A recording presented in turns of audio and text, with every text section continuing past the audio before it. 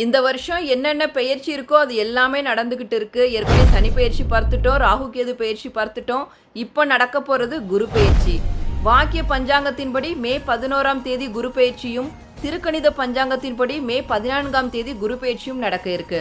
மே 11ஆம் தேதி வாக்கிய பஞ்சாங்கத்தின்படி ரிஷப ராசியிலிருந்து மிதுன ராசிக்கு பிரவேசிக்கிறார் குரு பகவான். நவ கிரகங்களையே மங்களயோக கிரகமாக இருக்கக்கூடியவர் குரு பகவான் தான். தேவர்களுக்கே குரு இவர்தான்.